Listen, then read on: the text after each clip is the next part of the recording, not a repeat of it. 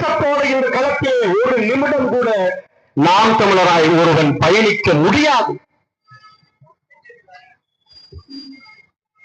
எனக்கு முன்னால் பேசிய என் தம்பி தங்கைகள், இந்த ஆட்சி எவ்வளவு கொடிய ஆட்சி, இதை வீழ்த்தி நாம் தமிழர் ஆட்சி வந்தால் என்ன நடக்கும் என்பதை விளக்கி சொன்னார்கள். ஒரு கட்சி அதனுடைய பொதுக்கூட்டத்திலே அறிவார்ந்த பிள்ளைகளோடு படித்த பிள்ளைகளை கொண்டு மக்களிடத்திலே தன்னுடைய கொள்கைகளை எடுத்து வைக்கிறது என்றால் இன்றைய அரசியல் வரலாற்றிலே நாம் தமிழர் கட்சியை தாண்டி ஒரு அரசியல் கட்சியும் இந்த மண்ணில் இல்லை. இது நாங்க சொல்லிதான் தெரியணும்னு அவசியம் இல்லை, அது மக்களுக்கே தெரியும். நேர்மையான ஒழுக்கம் கொண்ட ஒரு கட்டுக்கோப்பு மிக்க ஒரு ராணுவ அமைப்பாக இருப்பதுதான் நாம் தமிழர் கட்சி. ஏனென்றால் என் தலைவருடைய வளர்ப்பும் என் அண்ணனுடைய வளர்ப்பும் அப்படிப்பட்டதாக இருக்குது. அதுதான் காரணம். இன்னைக்கு ஏன் வேண்டும் நாம் தமிழர் ஆட்சி அப்படிங்கிறத விட ஏன் வேண்டாம் திராவிட ஆட்சிகள் அப்படிங்கிறது தான் சரியா இருக்கும். கிட்டத்தட்ட அரை நூற்றாண்டை கடந்ததற்கு பிறகு அப்பதான் நமக்கே தெரியுது திராவிடன்னா யாருன்னே தெரியுது. அது வரைக்கும் நம்ம என்ன நினைச்சுக்கிட்டு இருக்கோம், திராவிடன்னா தமிழன், தமிழன்னா திராவிடன். அப்ப எவ்வளவு தூரத்துக்கு நம்மளை மறைச்சு வச்சிருக்கான் பாரு. எங்க அண்ணன் செந்தமிழன் சீமான் சொல்லாமல் திராவிடம்னா இதுதான் வேற்று இனத்தால் தமிழ் தேசியம் என்பதுதான் இந்த நிலத்தின் மகன் ஆளக்கூடிய நிலமாக இருக்குது. எங்க அண்ணன் சொல்ற வரைக்கும் தெரியாத அளவிற்கு இங்கே தமிழர்கள் திராவிடர்கள் என்று மறைக்கப்பட்டிருக்கிறார். நீ சொல்லு, இந்தியாவில் இல்ல இந்த உலகத்திலேயே ஒரு இனம் தன்னுடைய சுய பெயரோடு இல்லாமல் மாற்று பெயரோடு இருந்து 50 ஆண்டு காலம் இருந்திருக்குதுன்னா அது இந்த பூமி பந்திலே நம்ம இனம் மட்டும்தான். கருணாநிதி தெலுங்கரு அப்படிங்கிறது எங்க அண்ணன் சொல்லிதான் தெரியும். அவர் பேரு கருணாநிதி இல்ல, தட்சிணாமூர்த்தி. அம்மையார் ஜெயலலிதா தமிழச்சி அல்ல, அவர் ஒரு கன்னடரு, அவர் பேர் கோமலவள்ளி. எம் ஜி ராமச்சந்திரன் என்கின்ற புரட்சி தலைவர் ஒரு மலையாளி. மொத்தத்தில் அரை நூற்றாண்டு காலமாக இந்த மண்ணை தமிழர்கள் ஆளவில்லையே. அந்த முத்தாய்ப்பான தத்துவத்தை எடுத்து வைத்தது எங்கள் செந்தமிழன் சீமான் தான். இந்த விஷயத்தையே எடுத்து வைப்பதற்கு நாங்கள் தான் தேவைப்படுறோம்னா அப்ப இங்க ஆளுகிறது எவ்வளவு முக்கியம் நாங்கள் சிந்திச்சு பாரு. இன்னைக்கு இந்த பிள்ளைகள் பேசக்கூடிய காட்டு வளம், கனிம வளம், நீர் வளம், நிலவளம் எந்த கட்சியால் பேசுதுன்னு சொல்லு. எவனாலும் அதை பத்தி பேசுறான்னு சொல்லு. பேச முடியாது. ஏன் அதை பூரா கொள்ளையடிக்கிறேன்னா வந்தா எல்லாம். இன்னைக்கு நீ தமிழ்நாட்டுல இருந்து கேரளாவுக்கு போகக்கூடிய இந்த 4 பாதைகளையும் பார்த்துக்க. அது உங்களுக்கு நான் மதுரையில இருந்து வந்திருக்கேன், ஏன் ஊருக்காரங்க சொன்னா கூட புரியாது. உங்க சொல்றேன், இந்த போடி மெட்டுக்கு போய் திரும்புறீங்க, அந்த போடி மெட்டுக்கு திரும்புற இடம் நீ மேல கூட ஏற வேணாம். போடி மெட்டுக்கு மூணாருக்கு செல்லக்கூடிய இந்த கேரளாவுக்கு சொல்லக்கூடிய வழித்தடத்துல ஒரு நாள் நின்றுப்பார். ஒரு நாள் கூட வேணாம், 1 மணி நேரம் நின்றுப்பார். உன்னுடைய வளங்கள் எவ்வளவு சூறையாடப்படுகிறது அதை பார்க்கும்போது பணம் நடக்குது. ஏன் இந்த மண்ணிலும் இந்த மக்கள் மீதும் இந்த நிலத்தின் மீதும் இந்த மொழி மீதும் மாறாத பற்று கொண்ட பிள்ளைகள் எங்களுக்கு பதறது. இதுவெல்லாம் இல்லாமல் சாதாரணமாக பார்க்கிற உனக்கு ஏதோ ஒரு டாரஸ் வந்து எதையோ எடுத்துக்கிட்டு போகுது கேரளாவுக்கு. ஆனால் நாம் தமிழர் பிள்ளைகளுக்கு மட்டும்தான் தெரிகிறது என் வளம் சுரண்டப்பட்டு போய்கொண்டிருக்கிறது என்பது எங்களுக்கு மட்டும்தான் புரியுது. இப்ப சொல்லு, யாருடைய ஆட்சி வேணும்னு? உன் கனிம வளங்களை சுரண்டக்கூடிய திராவிட ஆட்சியா, அந்த கனிம வளங்கள் போரை பார்த்து தலை வளர்க்கிற இந்த நாம் தமிழர் கட்சி பிள்ளைகளுடைய ஆட்சியா?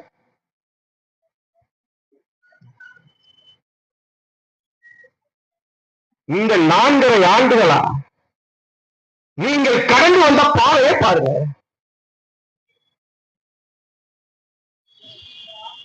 எத்தனை ஊழல் பாத்தீங்கல்ல? ஒரே கல்லுல 2 மாங்கா திமுக, ஒரே கல்லுல 2 மாங்கா. இந்த ரைடு வந்தது கூட யாருக்கு மட்டும் கவனி. ஐயா துறைமுருகன் வீட்டுல ரைடு முடிஞ்சதா? பொன்முடி வீட்டுல ரைடு, பெரியசாமி வீடுகள்ல ரைடு. இவங்கெல்லாம் யாரு? திமுக. திமுக நினைச்சா அந்த ரைடு வராம அவனை காப்பாற்ற முடியுற அளவுக்கு பக்குவம் இருக்குதா? இருக்கு. அப்ப ஏன் காப்பாத்தல? ஏன் சோதனை வர்றதுக்கு முன்னாடியே நிறுத்தல? அவனை யோக்கியம் நினைக்கிறியா? அதான் இல்ல. இவனை பூரா காட்டி கொடுத்ததே திமுக தான். ஸ்டாலின் தான், உதயநிதி ஸ்டாலின் தான் தவறி கொண்டான். ஏன் நாளைக்கு உதயநிதிக்கு ஒரு பாதையை உருவாக்கணும்னா இந்த முதன்மை பொறுப்பு இருக்கக்கூடிய திமுக அமைச்சர் பெருமக்கள் எல்லாம் ஒண்ணுமில்லாம ஆகணும். இதுதான் திட்டம். சொல்லி கொடுத்ததே கருணாநிதி குடும்பம் தான். ஏன் நாளைக்கு ஸ்டாலினுக்கு பிறகு உதயநிதி நிற்கும் போது அவனுக்கு முட்டாக தரையாக எவரும் இருந்துடக்கூடாது. அப்ப அதுக்கு யாரை யாரெல்லாம் சரி பண்ணணும்? தூக்கல துறைமுருகனை, தூக்கல பொன்முடிய, தூக்கல பெரியசாமிய. ஏன் மற்றவங்க எல்லாம் மனிதர்கள் புனிதரா? ஏன் அன்பில் பொய்யாமல் வீட்டுக்கே ரைடு போல? ஏன் நீங்க ஈடி போகலாம் ரைடு போனாலும் ஏன் அன்பில் பொய்யாமல் வீட்டுக்கு ரைடு போகல? போகமாட்டா. ஏன் அவன் உதயநிதிக்கு தடை கிடையாது, அதனால போகமாட்டா. டாஸ்மாக்கு ரைடு போட்டாங்க, 1000 கோடி ஊழல்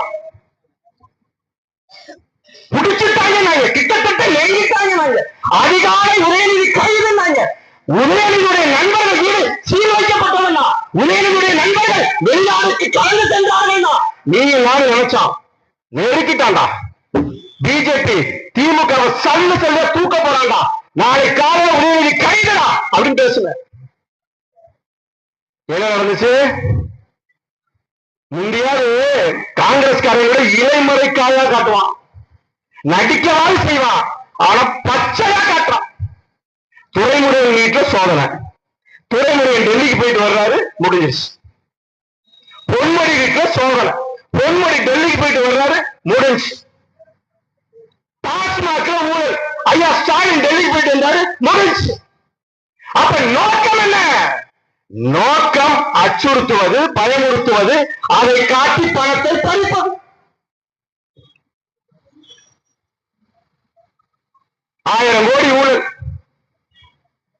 லோகாயுக்தா கூட்டம் இதுவரைக்கும் போகாத உதயநிதி ஸ்டாலினோ இல்லை என்றால் துணை முதலமைச்சராக அனுப்பி வச்சிருக்காங்க. நீங்க உங்களுக்கு கூட சரியில்லைன்னா போகாத ஸ்டாலின் அவரே போறாரு நிதி ஆய்வு கூட்டத்துக்கு. அங்க போனா அவர் நின்ன உடல் மொழியே அவருக்கு தெரிஞ்சிருக்கும். அறிவார்ந்த பிள்ளைகளை கூர்ந்து கவனிச்சா அவரு சந்திரபாபு நாயுடு, நரேந்திர மோடி 3 பேரும் நிற்கும் போது ஐயா ஸ்டாலினுடைய முகம், அவர் நின்ன லட்சணம் இதுவே காட்டி கொடுக்குது. தொங்கி போய் நிக்கிறார். அங்க போய் எவ்வளவு அருமையா யோசிக்கலாம் பாரு. யாரை சொல்லி தப்பிக்கலாம்னா சந்திரபாபு நாயுடு ஒருத்தர் சரியா இருப்பாரு யோசிக்கிறார். கரெக்டா அவர் கையில பிடிச்சிட்டு போயிட்டாங்க. ஏன் பினராயி விஜயனை கூட்டிட்டு போல? ஏன் அவருக்கு கர்நாடக முதலமைச்சரை கூட்டிட்டு போல? அப்ப யாருக்கு பிஜேபி பயப்படுது? அந்த பயப்படுறவங்க எவனா நமக்கு நண்பனா இருக்கான்? தூக்கிட்டு போயிட்டான் மணவாடு சந்திரபாபு நாயுடு. கூட்டிட்டு போய் நின்னாங்க. 6 கோடி டீ டம்ளர்ல டீ குடிச்சாங்க, நாட்டை முடிச்சிட்டாங்க.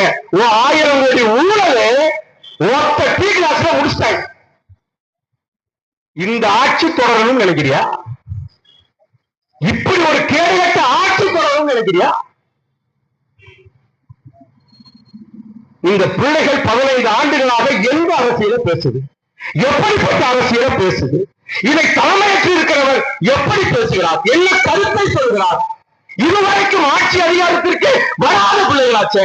நீ மாறி மாறி போட்டேல, 5 வருஷம் இங்க போடுற, 5 வருஷம் அங்க போடுற, மாத்தி மாத்தி போட்டிய ஒரு குறைந்தபட்ச அரசியல் உனக்கு அறிவு மாத்தி மாத்தி போட்டோம். இப்போ ஒருத்தர் தனியா வந்து நிக்கிறான், 15 வருஷமா களத்துல நிக்கிறான். இப்படியே நம்ம மாறி மாறி சோதனை பண்ணதுக்கு இப்ப இன்னொருத்தருக்கு திரும்பவும் திமுகவுக்கு அதிமுக போட்டு சோதனை பண்றதுக்கு புதுசா இனிய சோதனை பண்ணிட்டா என்னங்கிற ஒரு சின்ன அரசியல் அறிவு கூட இல்லையே. அப்ப என் மக்கள் அரசியல்ல எவ்வளவு பின்னோக்கி நிற்கிறான் பாரு, எவ்வளவு பின்னோக்கி. அப்ப நாங்க இன்னும் எவ்வளவு பாடம் எடுக்க வேண்டியது இருக்குன்னு பாரு. ஒரு கடைக்கு போற, ஒரு சட்டை வாங்குற, போய் போட்டு பாக்குற, துவைக்க போடுற, சாயம் வச்சு தூக்கி ஓரமா வச்சுட்ட. வேற ஒரு கடைக்கு போற, அதே மாதிரி ஒரு சட்டை வாங்குற, வாங்கின 4000 கிழிஞ்சு வச்சு தூக்கி இந்த பக்கமா ஓரமா வச்சுட்ட. 2 கடை தான் இருக்கு, 3வது கடை இல்ல அப்படிங்கிற வரைக்கும் சரி. ஆனால் இன்னொரு கடை இருக்கு. ஆனா நீ என்ன செய்யற? இந்த சாயமான சட்டையை தூக்கி மாற்ற, இந்த கிழிஞ்சு போன சட்டையை தூக்கி மாற்ற செய்ய மாட்டேன். ஆனால் அரசியல் மட்டும் திமுக ஐயோ சனியே அதிமுகவுக்கு போடு, ஐயோ இது கேடு கட்ட சனியே திரும்ப திமுகவுக்கு போடு, ஐயோ இது பிசாசு திரும்ப அதிமுகவுக்கு போடு, ஐயோ இது பேய் திரும்ப திமுகவுக்கு போடு, ஐயோ இது வெள்ள மாதிரி அதிமுகவுக்கு போடு, ஐயோ இது உருத்தவைக்கு திமுகவுக்கு போடு. மாத்தி மாத்தி மாற்று வழியில்லாத இளைஞர்கள் நாங்களே மாற்றாக, நாம் தமிழரை மாற்றாக வந்து நின்றோம். நீ எங்களை ஏறெடுத்து பார்க்கல, அதற்காக நாங்கள் உங்களை விட்டுட்டு போகல. ஏனென்றால் அரசியலினுடைய அறிவிலே அவ்வளவு பின்னோக்கி நிற்கிற. அன்றைய தேவைக்கு என்ன, இன்றைய தேவை எனக்கு என்ன, அதிலே நிற்கிற. இன்னைக்கு 1000 ரூபாய் கொடுத்துட்டான், இன்னைக்கு 500 ரூபாய் கொடுத்துட்டான். அதற்கு மாற்றாக அவன் கேட்பது என்ன? வாக்கு. 5 ஆண்டுகள் எவ்வளவு பெரிய அதிகாரம். நினைத்தவுடன் நினைத்த காரியத்தை செய்து வரலாம், அவ்வளவு பெரிய அதிகாரம். அந்த அதிகாரத்தை வெறும் 500க்கும் 1000த்திற்கும் அது என்ன சொல்ற? கை நீட்டி வாங்கிட்டேன், கை நீட்டி வாங்கிட்டேன். துரோகம் அவருக்கே போட்டோம். நான் சொல்றேன், நீ கை நீட்டி வாங்கினதே துரோகம் தானே. ஏன் அந்த தத்துவம், அந்த பண்பாடு, அந்த பாடம் ஏன் உனக்கு வாங்குவது வரல? வாங்கினதற்கு பேரு நான் வாங்குறவனுக்கு போடணும், அவன் பாவம் இல்லை என்றால் நான் துரோகி ஆகிவிடுவேன். அது துரோகம் சொல்றது. வாங்கு போது நாளைய தலைமுறைக்கு நான் துரோகம் செய்ய போகிறேன். நீ வாங்காம தவிர்த்து இல்லையா? நீ மனுஷன், மனுஷன். நாளைக்கு என் பிள்ளைக்கு என்னாலும் பரவாயில்ல, என் பேர பிள்ளைக்கு என்னாலும் பரவாயில்ல, இந்த காடு மழை காற்று எல்லாம் நாசமா போனாலும் பரவாயில்ல. நான் வாழ்ற காலத்துல ஓட்டுக்கு 1000 ரூபாய் வாங்கி நாளைக்கு 1 கிலோ அரிசி, இல்லைன்னா 1 கிலோ பருப்பு, இல்ல கேவலா 1 கிலோ ஆட்டுக்கல் வாங்கி தின்னுட்டு கழிச்சுட்டு அப்படியே போயிடும் நினைக்கிறவர். எவ்வளவு பெரிய சுயநலம் பாரு உனக்கு, எவ்வளவு பெரிய சுயநலம். சுயநலத்தின் உச்சமா தெரியல உங்களுக்கு எல்லாம். என்ன மெருவ பாக்குறான்னா, கருணாநிதி தான் இந்த நிலத்தின் தலைவன். இது ஒரே நோக்கத்தோட இருக்காங்க. நீங்க சமீப காலம் நடந்ததை கூட நீங்க பார்க்கலாம். கருணாநிதியை நிலைநிறுத்தணும், கருணாநிதி தான் தலைவன். இந்த நிலத்தில தமிழ்நாட்டில் வேற எவனும் தலைவன் இல்லைன்னு வரலாற்றுல பதிக்க பார்க்கிறான். ஆனால் பிரபாகரனின் பிள்ளைகளும் சீமாவின் தம்பிகளும் தங்கைகளும் இருக்கிறாய், அது ஒரு நாளும் நடக்காது. அது மட்டும் எழுதி வச்சுக்க. ஆனால் கருணாநிதி என் இனத்தின் துரோகி என்பது வரலாற்றுல பதிவு செஞ்சுக்கிட்டா போவான். யாரா என் இனத்தின் தலைவர்? யாரு? 3 உண்டாக்கி கட்டிட்டு ஆண்டு புத்தர் அறிஞர் இல்லையா? சொந்த பொண்டாட்டியவே இவர் வேற்றுமர்களுக்கு எவ்வளோ கேட்டுட்டு வராங்க, ஐட்டடிக்கு வராங்க. ஈவேரா தந்தை இல்லையா? நான் ஈவேரா தந்தைன்னு ஒரு கேள்வி கேட்கிறேன். நீ உன தந்தைன்னு உன் தாயை ஐட்டம் சொல்லிட்டு என்ன செய்ய போற? ஏற்றுக்க போறியா? உன் தாயை ஐட்டம் ஏற்றுக்க போறேன்னு கேட்கிறேன். கேள்விக்கு பதில் சொல்லு, பதில் சொல்லு. சொன்னாரா இல்லையா? தன் மனைவியவே தன் நண்பர்கள் இடத்துல இந்த கோயிலுக்கு நாளைக்கு சாயங்காலம் வருவா, இந்த ஊருக்கு புதுசா ஒரு ஐட்டம் இருக்கு, எவ்வளவு பேசிட்டு வரான்னு பெரிய சொன்னாரா இல்லையா? அவனுக்கு தந்தை இல்லையா? கேவலம் அல்ல தந்தை. அப்ப என்ன செய்யறான்? ஒவ்வொருத்தரையும் அழிக்கணும், ஒவ்வொருத்தரையும் ஒழிக்கணும். இங்க யாரையும் தலைவனை கொண்டு வந்துடக்கூடாது. பாக்குறப்ப அவன் கண்ணுக்கு என்னெல்லாம் தெரியுதோ அதை கூட அடிக்கிறான். அது நமக்கு தெரியல, மக்களுக்கு அது புரியல. ஏதோ ஒரு அரசியல் நடக்குதுன்னு நினைக்கிறான். உள்ளார்ந்த அரசியல் என்ன தெரியுமா? பட்டியல் வச்சிருக்கிறான். கருணாநிதியை தவிர மற்றவெல்லாம் அயோக்கியன்னு பட்டியல் வச்சிருக்கிறான். அப்ப என்ன செய்யறான் பாரு, பெருந்தலைவர் காமராஜர் எடுக்கிறான் கையில. நம்ம கருணாநிதி தலைவன் கொண்டு வந்தா இங்க ஒரு பெருந்தலைவன் ஒருத்தர் இருக்கான். உடனே எடுக்கிறான் கையில. எடுத்து என்ன செய்யறான்? யார வச்சு பேச வைக்கிறான் பாரு, திருச்சி சிவா வச்சு பேச வைக்கிறான். திருச்சி சிவா அறிவார்ந்த, திமுக இருக்கக்கூடிய அறிவார்ந்த, படித்த, பண்பான, மிகப்பெரிய பாராளுமன்றவாதி அண்ணன் திருச்சி சிவா. அவர் கையில கொடுக்கிறாங்க, இத நீ பேசு. என்ன பேசு? காமராஜர் ஏசி அறை கேட்டாரு, பேசு. ஏன் திருச்சி சிவா வச்சு பேச வைக்கிறான்? அங்கதான் விஷயம் இருக்கு. நான் ஒண்ணு, இந்த மூத்த தலைவர்கள் எல்லாம் காலி பண்ணணும், உதயநிதிக்கு தடையா இருக்கிறவங்க எல்லாம் காலி பண்ணணும். அந்த ஒரு பேர் திருச்சி சிவா இருக்காரு. அப்ப என்ன? ஒரே கல்லில் ரெண்டு மாங்கா. காமராஜரை இழிவுபடுத்தணும், திருச்சி சிவாவை ஒழிக்கணும். ஏசி ஓட்டு கேட்டார். யாரு? காமராஜர். சொந்த வீட்டுல விருதுநகர்ல அவர் வீட்டுக்கு அவர் போயிருந்தப்ப ஒரு தண்ணி குழாய் இருந்திருக்கு.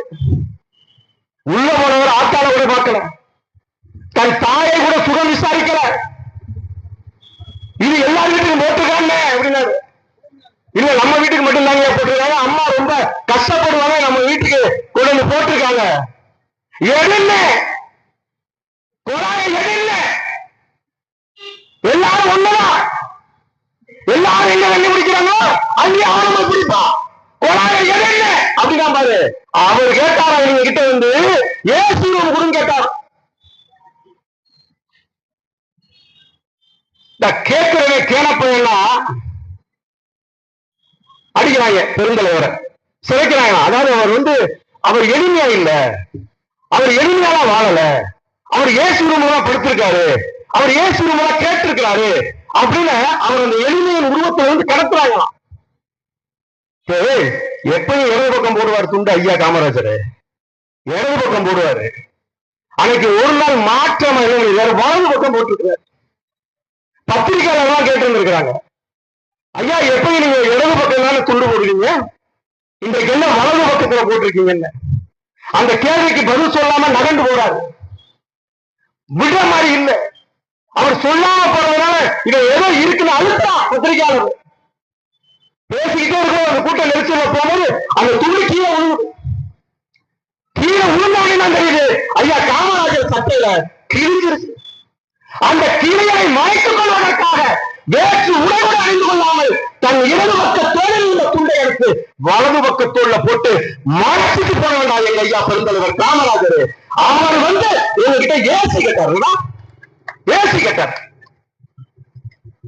இன்னும் நீ கொஞ்சம் அசந்திருந்த, நாம் தமிழர் கட்சி மாதிரி அண்ணன் சீமான் மாதிரி ஒரு ஆளுங்க விவசாயி இல்லைன்னா பெருந்தலைவர் காமராஜர் வப்பாட்டி கேட்டார் சொல்லுவான், சொல்லுவான். உங்க ஐயா கருணாநிதி பெரும் தலைவரா இந்த இடத்தில் நிற்கணும்னா அவன் இந்த இடத்திற்கு பெரும் தமிழனா நின்றுக்கணும்ல. 2009 இறுதி போல அந்த ஈரஜாக்கத்தில் இருந்த பிள்ளைகள் யாரும் நம்பி இருந்துச்சு? அமெரிக்காவையா, ரஷ்யாவையா, சீனாவையா? யாரை நம்பி இருந்துச்சு? இந்தியாவை கூட நம்பல.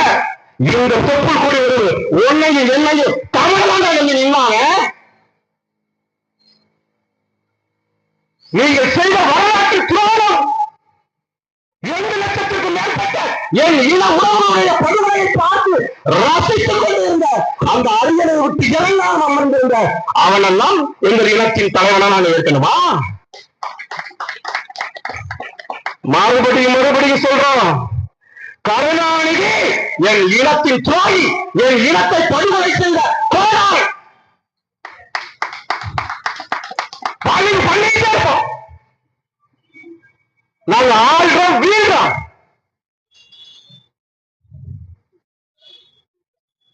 எவ்வளவு பெரிய கொடும் செயலை செஞ்சுட்டு வெக்கமே இல்லாம இந்த நிலத்துல இன்னும் திமுக ஓட்டு கேட்குதுன்னா மான தமிழ எவனுமே இல்லையாடா? 35 ஆண்டுகள் என் தலைவன் அந்த நிலத்துல எத்தனை ரத்தம், எத்தனை உயிர்கள், எத்தனை பேர் காலுகையில் போய் எவ்வளவு பெரிய உழைப்பு 35 ஆண்டுகளாகும். ஒரு தீவுக்குள்ள ஒரு மிகப்பெரிய சிங்கள பேரியாளத்தை எதிர்த்து நின்று தான் இருக்கக்கூடிய சொந்த தீவுக்குள்ளேயே தனக்கான ஆயுதங்களை எடுத்து தனக்கான ஆயுதங்களை தயார் செய்து 35 ஆண்டுகள் தனக்கென ஒரு தேசம் கட்டி படைத்த எங்கள் தலைவர் பிரபாகரனை விட நீ தலைவனா? ஒரு சென்ட் இடம் வேலுப்பிள்ளை பிரபாகரன் பெயர்ல ஒரு பத்திரம், ஒரு சென்ட் நான் கேட்கிறது. நான் ஈழ தேசத்துல மட்டும் சொல்லல, தமிழ்நாட்டில் மட்டும் சொல்லல, இந்தியாவில் மட்டும் சொல்லல, உலகத்துல இந்த மகா மனிதன் மேல் அவருடைய பெயரிலோ இல்லை என்றால் எங்கள் அந்நியார் மதிவதனி பெயரிலோ இல்லை என்றால் சார்லஸ் ஆண்டனி பெயரிலோ துவாரகா பெயரிலோ பாலச்சந்திரன் பெயரிலோ ஒரு சென்ட் இடம் சொல்றா பாப்போம் பத்திரம். ஒரு சென்ட், ஒண்ணுக்கு ஒண்ணு ஒரு சதுரடி காட்டுறான். ஒரே ஒரு சதுரடி நிலம் அவன் பெயர்ல இருந்துச்சா? அவருடைய குடும்பத்துடைய பெயர்ல இருந்துச்சா? ஒரு கிராம் தங்கம், ஒரு கிராம் தங்கம். இன்னைக்கு கருணாநிதியுடைய குடும்பம் ஆசியாவில் 4வது இடம். ஆசியாவிலே 4வது இடம் கருணாநிதியுடைய குடும்பம்.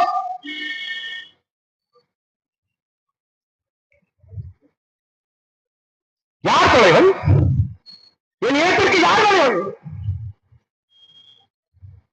தன் குடும்பத்தையே முன்னேற்றி ஒருத்தர் கூட இல்லாமல் தன் குடும்பத்தில் உள்ள அனைவருடைய உயிரையும் களத்தில் என்று கொடுத்தாலே என் தலைவன் அவன் தலைவனா? அந்த படுகொலைக்கு காரணமாக இருந்து அரியணை அமர்ந்து சிரித்துக் கொண்டிருந்த நீ தலைவனா? யார் தலைவன்? வைகுண்டர் வரைக்கும் வந்துட்டான், வைகுண்டர் வரைக்கும் வந்துட்டான். பெருந்தலைவரை காலி பண்ணணும், அங்கிட்டு வைகுண்டரை அசிங்கப்படுத்தணும். யாரெல்லாம் தமிழர்களுடைய முன்னோடிகளாக நிற்கிறானோ அவனை புற சிறைக்கணும். அந்த வரிசையில தான் நம்ம செய்ய வீரப்படும். எவன் ஒருவனும் தமிழருக்கு தலைமையேற்றக்கூடாது, எவன் ஒருவனும் மாவீரனாக தமிழர் நிலத்தில் இருந்துடக்கூடாது. இப்ப தெரியுதா ஏன் வீரப்பனை கொண்டாங்க, ஏன் பழனிபாபனை கொண்டாங்க? எவ்வளவு பெரிய அயோக்கியம் தெரியுமா கருணாநிதி? பாலச்சந்திரன் நமது பிள்ளை 11 வயது பாலச்சந்திரன் உயிரோடு பிடிக்கப்பட்ட படத்தையும் நீங்கள் பார்த்திருப்பீர்கள். அதற்கு அடுத்த நாள் 5 குண்டுகளே மார்பிலே 5 குண்டுகளை தாங்கி செத்து கடந்த இறந்து கடந்த படுகொலை செய்யப்பட்ட பாலச்சந்திரனை பார்த்தீங்க. இந்த இரண்டிற்கும் நடுவில் நடந்தது என்ன தெரியுமா?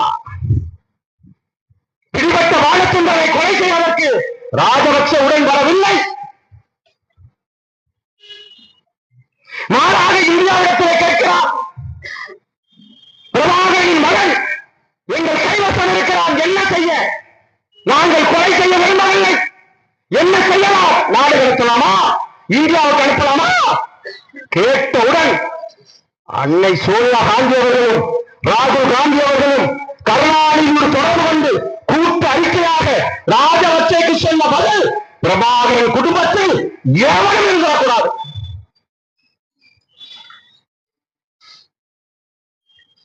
ரெங்கடி தூரத்திலிருந்து 5 குண்டுகளை செலுத்தியிருக்கான்னா 16 வயது அந்த பிஞ்சு பாலச்சந்திரன் என்னடா செஞ்சா? என்ன செஞ்சா? ஆயுதம் எழுதினானா? சிங்களங்களை சுட்டுக் கொண்டானா? கேவலம் பச்சை பிள்ளையை கொண்டிருக்கீங்களா? கேட்க நாதியில இசைப்பிரியா என்ற தங்கை உயிருடன் பிடிக்கப்பட்ட பணம் இருக்கிறது, அடுத்த நாள் படுகொலை செய்யப்பட்ட பணம் இருக்கிறது. இதற்கு ரெண்டுக்கும் இடையே அவள் நடத்திய போராட்டம் இருக்கிறவாறு, தனது கற்புக்காக அவள் நடத்திய போராட்டம். இதெல்லாம் யாரால நடந்துச்சு? வெளிநாடா? அண்டை நாட்டு விஷயமா? அண்டை நாட்டு விஷயம் என்றால் அது வெளியுறவு கொள்கை என்றால் என்ன? புண்ணாட்டுக்கிற கருணாநிதி மெரினா பீச்சில் போய் உண்ணாவிரதம் இருந்தாரு, அதுதான் வெளிநாட்டு விஷயமாச்சு. அது அடுத்த நாடாயிடுச்சு. நீ எதுக்கு உண்ணாவிரதம் இருந்த? நடேசன் உட்பட 2000 பேர் வெள்ளைக்கொடி ஏந்தி போங்கன்னு சொன்னது கனிமொழி. போன 2000 பேர் சுத்த கொல்லா. இப்ப சொல்றா யாரா தலைவர் உலகத்துக்கு? மகளை விட்டு நடேசன் சொல்லி வெள்ளைக்கொடி ஏந்தி போங்க. நீ தலைவர் இல்லையா? என்ன நிர்வாக பார்க்கிற கருணாநிதி எங்க தலைவனா? நீ சிந்திச்சு பாரு. நம்ம ஐயா பசும்பொன் முத்துராமலிங்க தேவரையா அவர்களுடைய சிலை அப்படியே சல்லரை போட்டு சிறை மாதிரி மூடி வச்சிருப்பான். ஐயா இம்மானுவ சேராவுடைய சிலை அப்படியே சல்லரை போட்டு சிறை மாதிரி மூடி வச்சிருப்பான். இந்த மாதிரி எங்கேயாவது கருணாநிதி ஜெயலலிதா எம்ஜிஆர் சிலையை காட்டிடுறா பார்ப்போம். காட்டிடு. என் நிலத்தில் என் நிலம் சார்ந்த என் முன்னோர்கள் எல்லாம் சிறையாக நின்றாலும் சிறைப்படுத்தி வச்சிருக்கிற. ஆனால் என் நிலம் சாராத வழி சாராத இந்த நிலம் சாராதெல்லாம் சுதந்திரமாக வெட்ட வெளியில் கருணாநிதியும் ஜெயலலிதாவும் எம்ஜிஆரும். அப்ப இந்த வரலாற்று பிழை என்ன நடந்திருக்கிறார்? இதையெல்லாம் அழித்து ஒழிக்க, இதையெல்லாம் ஒரு முடிவுக்கு கொண்டு வருவதற்காக உங்களுடைய பிள்ளைகள் 15 ஆண்டுகளாக இந்த மண்ணிலே அரசியலை புகுத்தி கொண்டிருக்கிறேன் மக்கள்கிட்ட. ஒண்ணா யோசிக்கிறான். போன தேர்தலில் கமலஹாசன், ரஜினிகாந்த் முடிஞ்சு போச்சு. இப்ப ஐயா விஜய் வர்றாரு. ஒரு விஷயத்தை விஜய் தெளிவா மக்களுக்கு சொல்றாப்ல, அதுல நமக்கு எந்த மாற்று கருத்து இல்லை. தம்பி இப்படி எல்லாம் வர்றதுல நமக்கு ரொம்ப மகிழ்ச்சி தான். அவர் என்ன தெரியப்படுத்துறாரு மக்களுக்குன்னா, சீமான் ஒரு தலை சிறந்த தலைவர் அப்படிங்கிறத நிரூபிச்சுக்கிட்டே இருக்காப்புல. ஒவ்வொரு கூட்டத்திலையும் ஒவ்வொரு மாநாட்டிலையும் ஒரு கூட்டம் எப்படி நடக்கக்கூடாதுன்னு நடத்தி காட்டுறாப்புல. அண்ணன் சீமான் ஒரு கூட்டம் எப்படி நடக்கணும்னு நடத்தி காட்டுறாரு. அப்ப என்னன்னா, விஜய் அண்ணன் சீமான் தான் ஒரு உயரிய தலைவர் இந்த நிலத்துல அப்படின்னு காட்டுறான். 3 மணி நேரம் மூச்சு முட்டாம தண்ணி குடிக்காமல் அண்ணன் சீமான் பேசுவாரு. ஆனா நான் அரசே 20 நிமிஷம் கொடுத்தாலும் நான் 15 நிமிஷத்துல முடிச்சுட்டு போயிடுவேன். அப்ப இந்த நிலத்துல கருத்துக்களையும் தத்துவங்களையும் பேசுவது அண்ணன் சீமான் தான். அவர்தான் இந்த நிலத்தின் உயரிய தலைவர். என் கூட்டத்தை பாரு, எவனாலும் உட்கார்றானா, ஏதாவது சொன்னா கேட்கிறானா? இவங்க சொல்லவும் இல்லை. முதல்ல அவங்க கேட்கிற மாதிரி இல்லை. இந்த லட்சணத்துல மதுரை நடந்த மாநாட்டுல நாற்காலி தராம திமுக அரசு இவங்க தடை பண்ணுதான். அதனால கேரளால வருதான் நாற்காலி எல்லாம். சரி வந்துருச்சு, உன்னை ரொம்ப நெருக்கடி கொடுத்துட்டாங்க, நீ கேரளால இருந்து நாற்காலி இறக்கிட்ட. சரி, ஒத்த நாற்காலியில உன உட்கார்ந்தானா? ஒரு நாற்காலியில உனக்கு உட்கார்ந்தானா? உனக்கு எதுக்கு நாற்காலி? எதுக்கு போட்ட நாற்காலி? எதுக்கு போட்ட? இந்த பிள்ளைங்க உட்கார்ந்துருக்கு, எப்படி உட்கார்ந்துருக்கு? இது ஏன் கூட்டம் இல்ல, நான் பேசுற கூட்டம் இல்ல, திருச்சி கைதா பேசுற கூட்டம் இல்ல, அண்ணன் சீமானே பேசுறாங்க. இப்படி உட்கார்ந்துருப்பான், இப்படிதான் உட்கார்ந்துருப்பான். அப்ப என்ன? அப்ப தெளிவா காட்டுறான், எங்களை விட சிறந்தவர்கள், அணில்களோட சிறந்தவர்கள் புலிகள் தான். என்னை விட சிறந்தது இந்த நிலத்தின் தலைவன் சீமான் தான். நீ உரிச்சைகளை காமிச்சிட்டு தான் போற. என்னையை பொறுத்த வரைக்கும் நான் விஜயை பார்ப்பது, நான் எப்படி பார்க்கிறேன்னா, நாம் தமிழர் கட்சியுடைய ஒரு விளம்பர பலகையாகத்தான் நான் பார்க்கிறேன். என்ன அப்ப போய் ஏதாவது பேசுவாப்ல, அப்புறம் ஏதாவது எடுத்துட்டு அடிக்கணும் போல இருக்கு. அந்த இதே பேசுறது எனக்கு கூட்டிட்டு போக வேண்டியதானே. எங்களை ஏற்றி பேசணும், எங்களை இறக்கி பேசணும் கூட தெரியாது. தேவையில்லாம ஏற்றி பேசுவாப்ல, தேவையில்லாம இறக்கி பேசுவாப்ல. அது எழுதி கொடுத்தவங்க தப்பா இல்ல இவரே பண்ற தப்பான்னு தெரியல. அது எழுதி கொடுத்தவங்க தெரிய எழுதிதான் கொடுக்குறான். இங்க கூட சத்தமா பேசுவோம், ஒரு முட்டை போட்டு வச்சிருக்காங்க. மதுரைன்னு சொல்லி இந்த தொகுதியை வேணா எழுதி கொடு, பக்கத்துல விஜய் வேணா எழுதி கொடுத்துருக்கீங்க. என்ன அதே பேரே அவனுக்கு மறந்துடுமா? அது எழுதியிருக்காங்க ஸ்கிரிப்ட்ல, மதுரை கிழக்கு தொகுதி விஜய் அப்படின்னு எழுதியிருக்காங்க. ஆனா இந்த தொகுதியெல்லாம் எழுதிட்டோம்ல, நீங்க பார்த்து பார்த்து சொல்லுங்க, பேர சொல்லிருங்க, முடிஞ்சு போச்சுல. அவர் எழுதி கொடுக்குறான். இதுல அவர் என்ன சொல்றாரு, திராவிடமும் தமிழ் தேசியம் இருக்கு. நிறைய பேர் கேட்கிறான், என்ன உங்க அண்ணன் என்ன அப்படியே தம்பி தம்பி தம்பி அப்படியே தம்பி மேல பாசமா இருந்தாரு, அப்புறம் டபார்னு அப்படியே திரும்புறாரு அப்படிங்கிறான். டபார்னா திரும்பலடா, நீ நல்லா கவனி, எந்த இடத்துல திரும்பினாரு.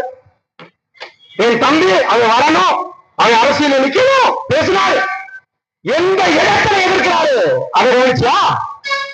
அதுதான் உள்ளார்ந்த அரசியல்.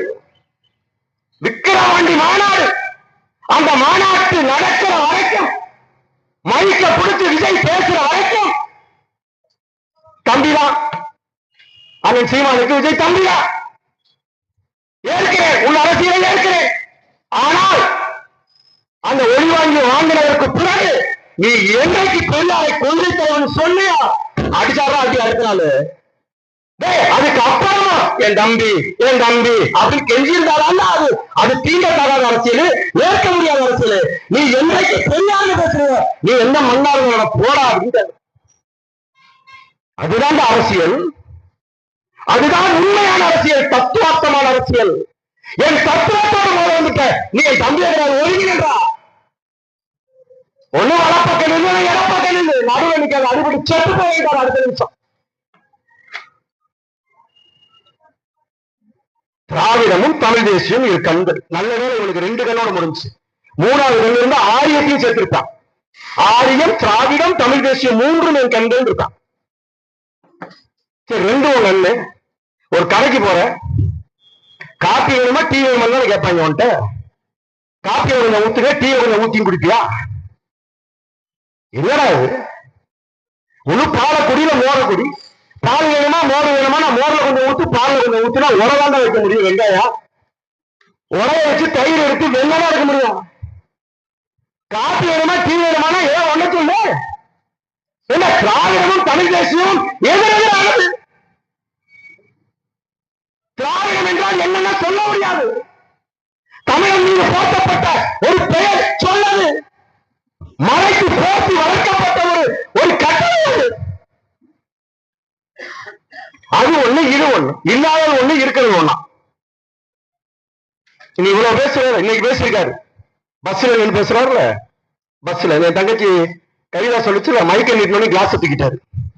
பேசிப்பாரு, சவுண்ட விடுற மேடையில மைக்க நீட்டுறாங்கல்ல.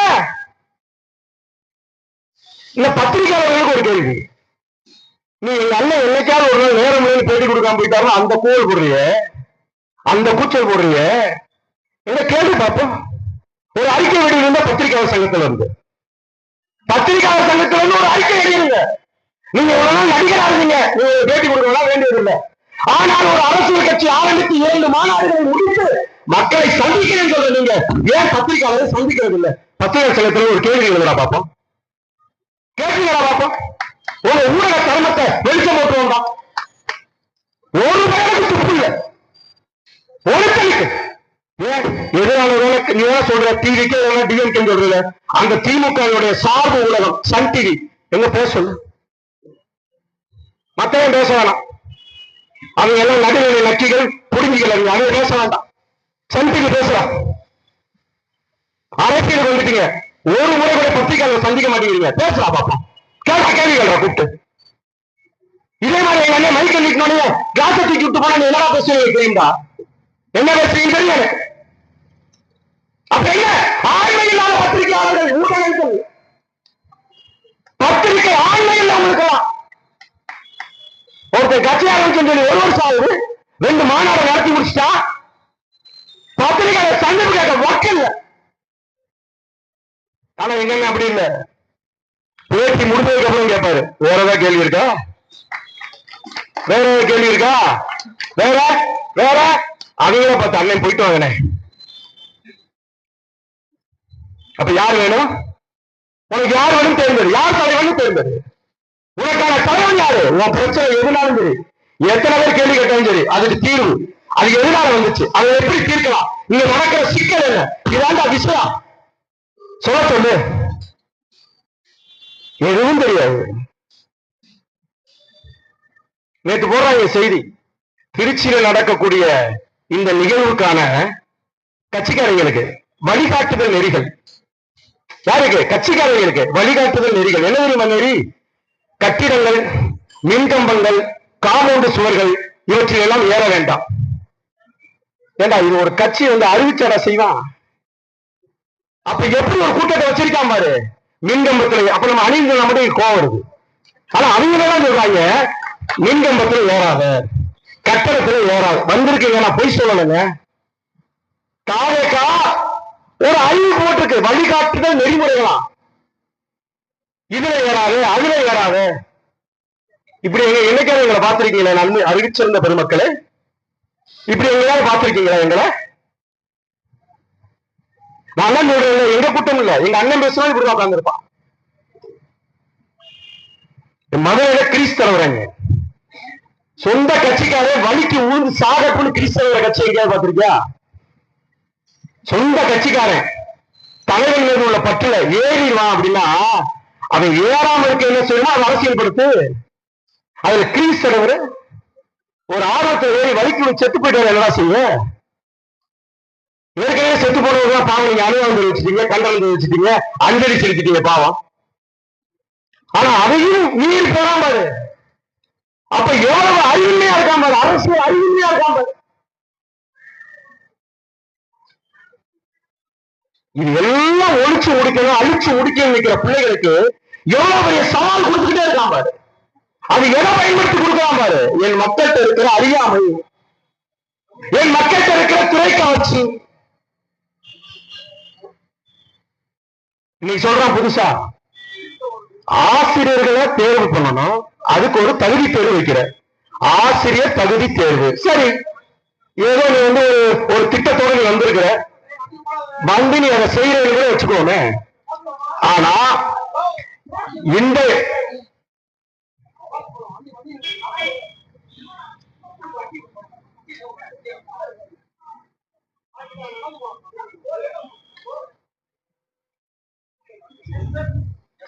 சரி அவருக்கு ஒண்ணு இல்லை.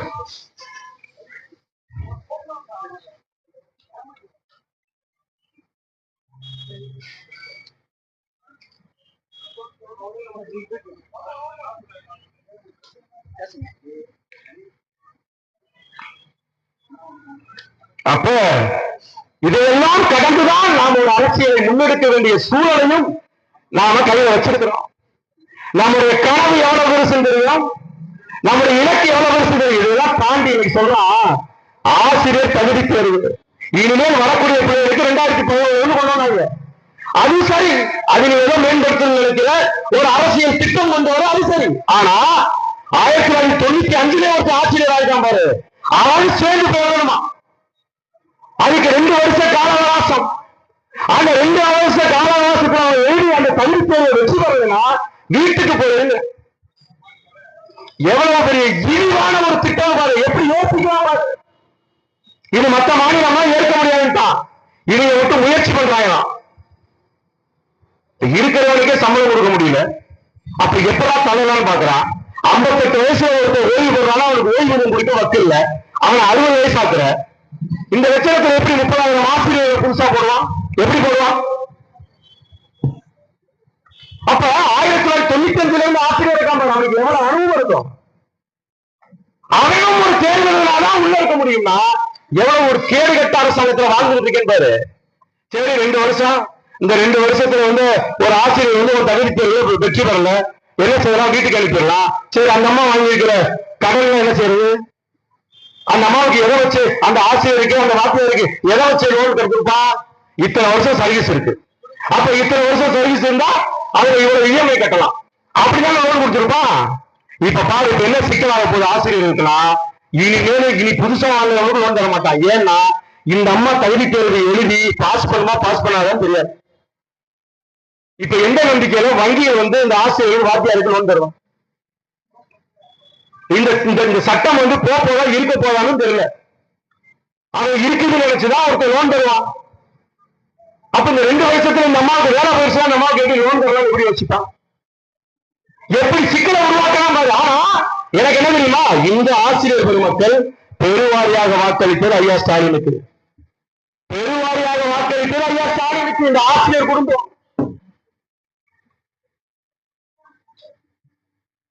விடியல் வந்துரும்னா ஸ்டாலின் தான் வராது, விடியல் பெற போறாரு. நீங்க வேணா பாரு, அதே கதை 2026 போடலாம். எப்படின்னா ஐயா கருணாநிதி சொன்னாரு, நாங்க வந்தா மது ஒழிப்போம்னு. எப்ப? 71. அப்புறம் எப்ப சொன்னாங்க? அப்ப ஸ்டாலின் வந்து சொல்றாரு, அடுத்து உதயநிதி சொல்றாரு. அது மாதிரிதான், அதே மாதிரிதான் இந்த கதைகள் ஓடிக்கொண்டே இருக்குமே தவிர எது ஒன்றுக்கு தீர்வு வைக்க போறது இல்லை. அப்ப ஒன்னொன்னா இழந்து கொண்டிருக்கிற இந்த அன்னை தமிழ் சமூகம் அழிவின் விளிம்பில் இருக்குதுங்கிறதுக்காக தான் இந்த கட்சியை கட்டி, அந்த கட்சி மூலமாக ஆட்சியை பிடித்து என்னையும் என் மக்களையும் பெருமைமிக்க இனமாக வாழச் செய்வதுதான் எங்களுடைய தலையாய அறம் என்று இந்த பிள்ளைகள் இந்த போர்க்களத்தில் நிற்குது. எவ்வளவோ போயிடுச்சு. நீங்க பாருங்க, இப்ப அவர் பேசுறாருல, திராவிடம் தமிழ் தேசியம்னாரு. இப்ப நான் கேட்கிறேன், உனக்கு திராவிடமும் தமிழ் தேசியம் கண்ணு தானே? 2 கண்ணு தானே? அப்ப 2மே வேற தானே சொல்றேன். இது வேற, அது வேறதான். அதை ஒத்துக்கிறாரு அவரு. அதனால 2 கண்ணுங்கிறாரு. இல்லைன்னா எனக்கு 2 ஒண்ணுன்னு தானே சொல்லியிருப்பாரு. அப்ப திராவிடமும் தமிழ் தேசியமும் ஒண்ணு அப்படின்னா நீ ஏன் தமிழக வெற்றி கழகம் வச்ச? ஒண்ணு திராவிட தமிழக வெற்றி கழகம் வச்சிருக்கணும், இல்லைன்னா தமிழக திராவிட வெற்றி கழகம் வச்சிருக்கணும். அதுல மட்டும் என்ன, இது அந்த தமிழ் என்கின்ற பெயரை சொல்லி உன்னை ஒழிக்கிறது, உன்னை அழிக்கிறது, அவ்வளவுதான். அப்ப சூத்திரமா பார்த்தேன்னா அதே சூத்திரத்தோட தான் இவரு வர்றாரு. அவர் சொல்றாருல்ல, இந்த 2 பேருக்கு எதிராக போட்டிங்கிறாருல, டிவிக்கே இன்னொன்னு டிஎம்கே, இதுதான் போட்டி. சரி, போட்டி இதுவா இருக்கட்டும், நீ இப்ப கேட்கிற அந்த கல்வி கடன் ரத்தாயிடுச்சா, சொல்ல மாட்டேங்கிறீங்க. அந்த 3% தர நீங்க தர மாட்டேங்கிறீங்க. நீங்க தேர்தலில் சொன்னதை செய்யல. இந்த 5 வருஷமா எதுவுமே நடக்கல. சரி, நடக்கல. அதுக்கு முன்னால ஒரு 5 வருஷத்தை பத்தி ஏன் பேச மாட்டேங்கிற? ஏன் அதிமுக 5 வருஷத்தை பத்தி பேச மாட்டேங்கிற? அப்ப பொற்காலம் அறிவிச்சிரு. அதிமுக ஆட்சி காலம் 10 ஆண்டுகளாக இந்த நாட்டில் பொற்காலம் அறிவிக்க முடியுமா? என்ன பேர் அதிமுக குறித்து பேசியிருக்காரா? பேசுறாரா? கட்சத்தீவை மீட்கணும், பாரதிய ஜனதா மீட்கணும். சரி, கொடுத்தது யாரு? பேசு. கொடுத்தது காங்கிரஸ். அதை நீ எடுத்து கொடுங்க பேசு. நீ நடுவேவாதி கொடுத்தாங்க பத்தி பேச மாட்டேங்கிற. நீட்டை எடுப்போம், நீட்டு கழுத்து போட்டவங்களை பத்தி பேச மாட்டீங்க. அப்ப சிக்கல் எங்க இருக்கு? எங்கேயோ சிக்கல் இருக்கு. அப்ப என்னன்னா, இங்க போட்டி திமுகவுக்கா நாம் தமிழருக்காக மாற்றுறதுக்காக அவர் என்ன ஒரு வார்த்தையை திரும்ப பதிவு பண்றாருன்னா, 2 பேருக்கு இடையில தான் போட்டி. அது ஒண்ணு டிவிக்கு, இன்னொன்னு டிஎம்கே அப்படின்னு சுருக்கலாம், நம்மள வெறுக்கலாம். இன்னைக்கும் பாரு, ஊடகங்கள் பாரு, முந்தையெல்லாம் மற்றவர்களை போடுவான். இன்னைக்கு நம்ம சீன்லே இல்லையா, 3 பேருக்கு இடையில தான் போட்டியா. ஏது தேர்தலே இதுவரைக்கும் நிற்காத விஜய் அந்த 3ஆவது ஆளம் 5 பொதுத் தேர்தல்களை சந்தித்து கூட்டணிக்கு போகாம, காசு கொடுக்காம, பேரம் பேசாம, தனிச்சு நின்று 8.22 எடுத்து மாநில தேர்தல் கட்சியாக, அரசியல் கட்சியாக அங்கீகாரம் பெற்ற நாங்கள் இந்த களத்திலே இல்லையா? இதுவரைக்கும் தேர்தலே நிக்காத விஜய் இந்த களத்துல இருக்காரு. அப்ப என்ன சுத்துறான் பாத்தியா? எதுக்கு சுத்தி வர்றான் பாத்தியா? ஒண்ணும் இல்லாம ஆக்கணும், எதுவும் இல்லாம ஆக்கிடணும். இது தோன்றுவான்னு பாக்குறான், தோத்துட்டா போயிடுவான்னு பாக்குறான். என்னைக்குமே பாரு, நேரம் அடிக்க மாட்டான் நம்மள. என்னைக்காவது நேருக்கு நேர் ஸ்டாலின் பதில் சொல்றாரா? இல்ல உதயநிதி ஸ்டாலின் வச்சு பதில் சொல்றாங்களா? 2 பேரும் பாதுகாப்பா இருப்பான், 2 பேரும் பாதுகாப்பா இருப்பான். யாரையாவது வச்சு பேச விடுவான், வேறவங்களை வச்சு பேச விடுவான். இது 2 பேரும் பேசாம இருப்பான். இது கருணாநிதி காலத்துல இருந்து நடந்திருக்கு. இன்னைக்கு பாரு, அண்ணன் திருமா வச்சு பேச விடுவான், அங்கிட்ட ராமதாஸ் அன்புமணி வச்சு பேச விடுவான். என்னைக்குமே சீன்ல இறங்கவே மாட்டான். எவ்வளவு பெரிய வாடகை வாயாக மாறிவிட்டார் பாரு அண்ணன் திருமா. அசிங்கத்தின் உச்சமா போய் நின்றார். தமிழ் தேசியம் பேசி எதையுமே செய்ய முடியாதுன்னு பேசக்கூடிய அளவுக்கு தரம் தாழ்ந்து போயிட்டார்.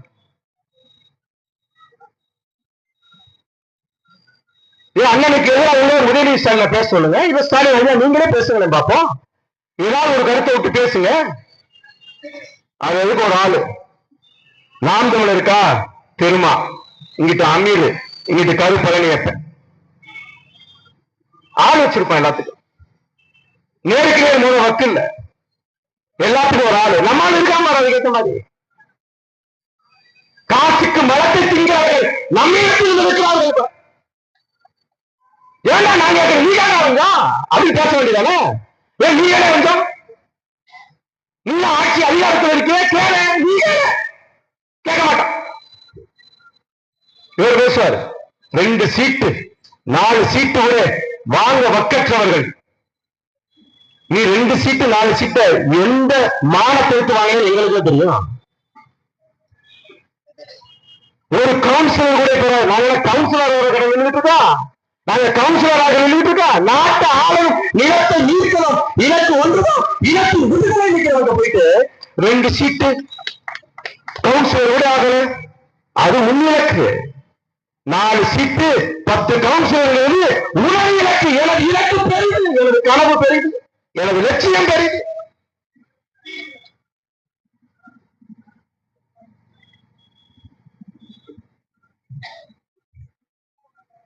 சூழலை எதிரியோட நம்ம போராடிடலாம், எதிரியை நம்ம வீழ்த்திடலாம்.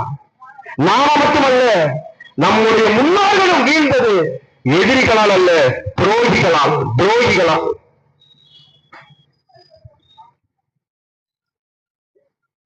நமது ஈழ தேசத்தினுடைய இறுதி கட்டம் கூட நாம் தோற்பது கருணாய் என்கின்ற துரோகியார்.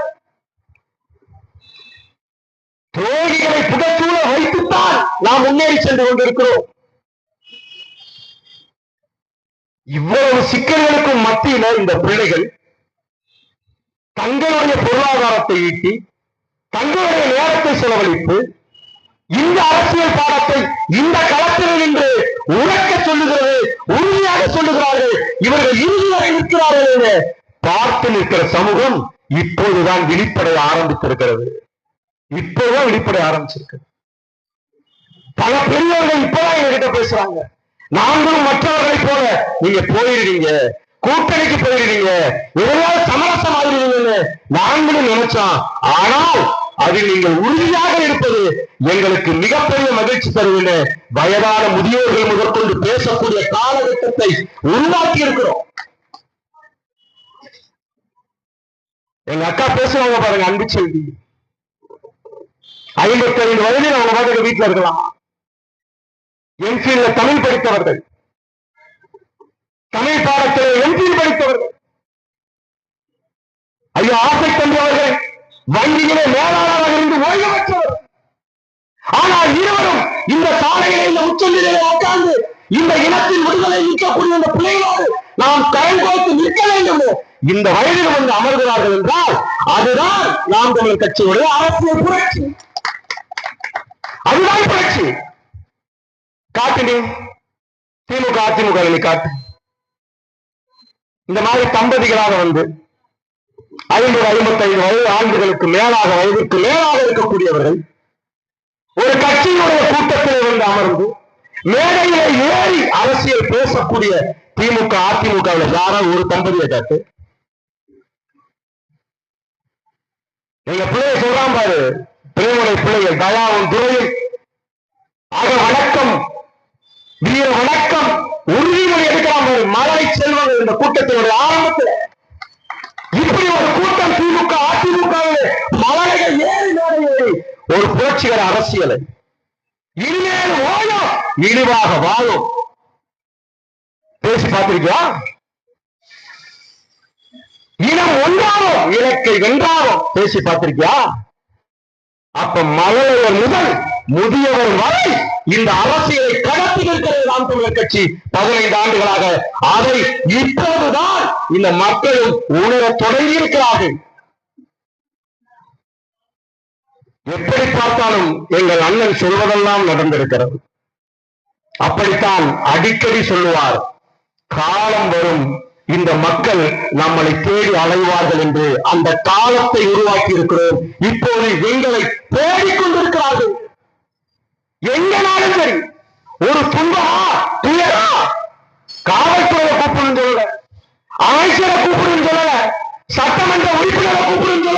மாறாக சீமான கூப்பிடுங்க. துயரப்படுகிற மக்களுடைய வாயிலிருந்து வரக்கூடிய அடுத்த வார்த்தை சீமானை கூப்பிடுங்க. 10 ஆண்டுகள் இருக்கும் என் இடத்துல அண்ணன் சொல்லி நம்மை ஒரு நாள் தேடுவார்கள். வேறு வழியே இல்லை, நமக்கு ஓட்டு போட்டுதான் தீர்வார்கள் என்கின்ற காலம் உருவாகும் தான் தம்பி. அந்த காலம் 2026. அதிமுக முடிஞ்சு, கிட்டத்தட்ட முடிஞ்சுலாம் இல்ல, முடிஞ்சிச்சு. இறந்த காலம் தான், எதிர்காலம்லாம் கிடையாது, நிகழ்காலம். நிகழ்காலத்தில் ஆட்டத்தின் உச்சியில் தன்னைத்தானே தற்கொலை செய்து கொண்டிருக்கிறது திமுக. அதிமுக திமுக முடிந்தது. இந்த களத்தில் வேறு எது மாற்று அரசியல் பாரு. காங்கிரஸா, பாரதிய ஜனதாவா? அப்படி யாருக்கு வாக்களிப்ப?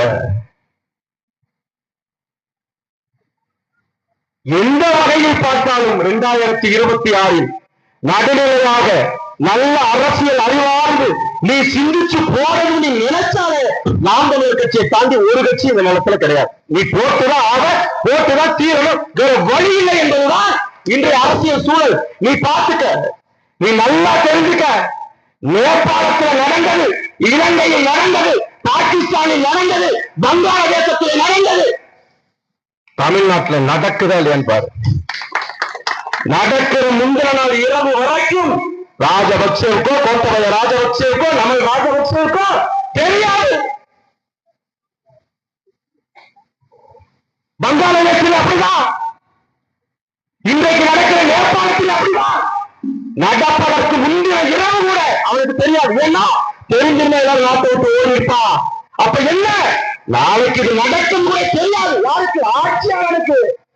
எது நடக்காது? புரட்சி நடக்குங்க. அப்படி தாண்டா இன்னைக்கு ஸ்டாலினுக்கு, உதயநிதி ஸ்டாலினுக்கு சொல்றேன், இந்த இரவு நாளை இரவு என்னைக்காவது ஒரு நாள் இரவோடு உங்கள் சாம்ராஜ்யம் அழிந்து போய் அதே போல ஒரு புரட்சி இந்த நாட்டில அது நாம் தமிழரால மட்டும்தான் நடக்கும். எழுதி வச்சுக்க.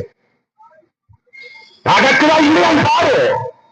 இந்தியாவை சுத்தி நடந்துருச்சு, இந்தியாவை சுத்தி நடந்துருச்சு. நீங்க செய்யற ஊழல் அப்படி. மதுரை மாநகராட்சியில வரி விதிப்புல மட்டும் 500 கோடி. இன்னைக்கு எவனாலும் அதை பத்தி டிபேட் பேசுறானா? டிபேட் யாராவது பேசுறானா? மதுரை மாநகராட்சி மேயர் யாரு? திமுக மேயர். 5 மண்டல செயலாளர் ராஜினாமா பண்ணிருக்கான். 5 மண்டல தலைவர் ராஜினாமா பண்ணிருக்கான். 5 பேர் திமுக.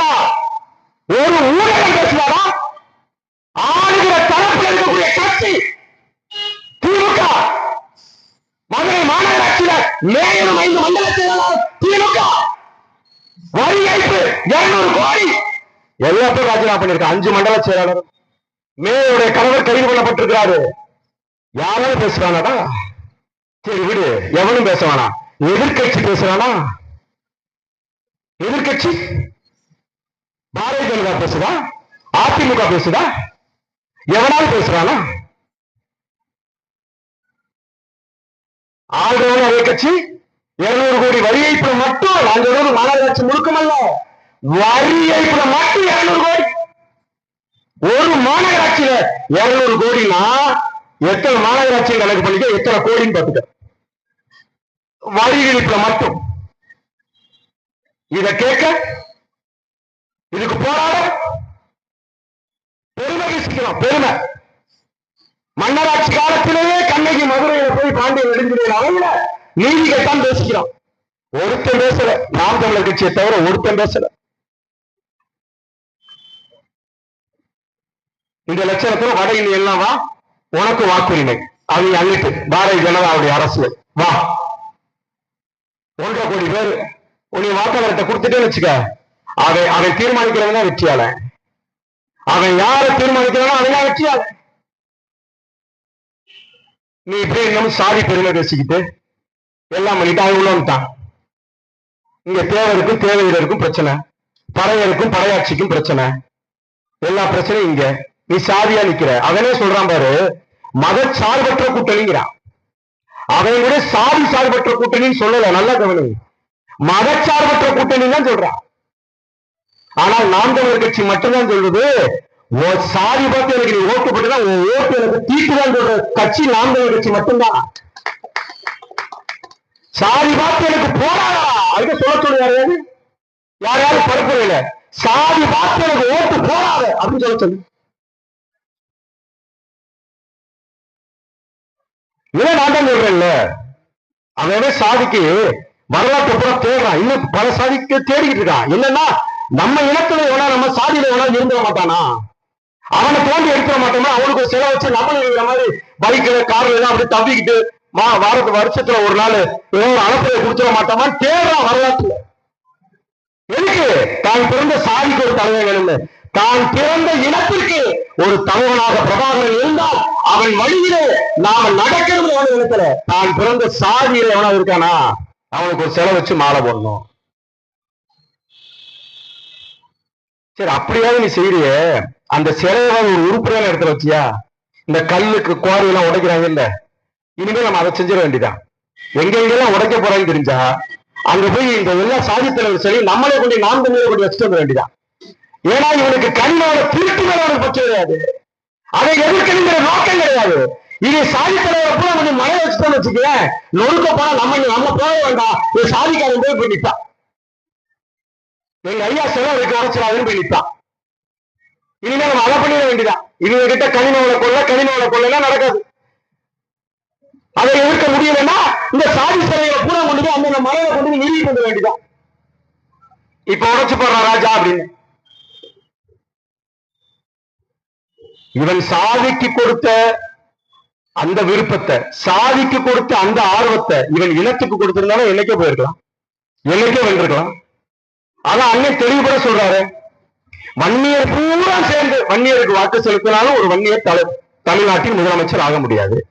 இல்ல கோணார் எல்லாம் சேர்ந்து ஒரு கோணாருக்கு வாக்கு செலுத்தினாலும் ஒரு கோணாருக்கு முதலமைச்சர் ஆயிட முடியாது. இப்படி நீ எந்த சாதியை வேணா எடுத்துக்க, தலித்துகள் எல்லாம் சேர்ந்து ஐயா திருமாவளவனுக்கு போட்டாலும் அவர் முதலமைச்சர் ஆக வாய்ப்பு இல்லை. ஒரு ஓட்டு கூட சிந்தாம சாதிக்காரன் கூட அந்த சாதிக்காரனுக்கு போட்டாலும் எந்த சாதிக்கார தலைவரும் முதலமைச்சர் ஆக முடியாது. ஆனால் நீ எல்லாம் சாதி கடந்து மரம் பெயர்ந்து இனமா நின்னேனா நாம் தமிழர் ஆட்சியை பிடிக்கலாம், அண்ணன் செந்தமிழன் சீமான் முதலமைச்சர் ஆகலாம். வாய்ப்பு இருக்கா இல்லையா?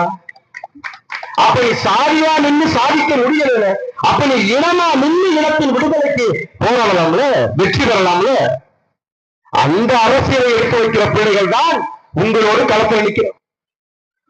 இவ்வளவற்றையும் தெரிந்து இவ்வளவற்றையும் ஆய்ந்து தெளிந்திருக்கிற என் அருமை சொந்தங்கள், என் அறிவார்ந்த பெருமக்கள், இந்த பிள்ளைகள் எப்படிப்பட்ட பிள்ளைகள் எல்லாம் இந்த கட்சியில இருக்கு, என்ன படித்த பிள்ளைகள் எல்லாம் இந்த கட்சியில இருக்கு, எப்படிப்பட்ட குடும்பத்திலிருந்து வந்த பிள்ளைகள் இந்த கட்சியில இருக்குது, யாரெல்லாம் இதற்காக போராடுறார்கள், இதற்கெல்லாம் இவர்கள் போராடுகிறார்கள், யார் நமக்கு தேவை என்கின்ற தேவையை உணர்ந்து வரக்கூடிய 2026 தேர்தலிலே உங்கள் வாக்குகளை பதிவு செய்யுங்கள்.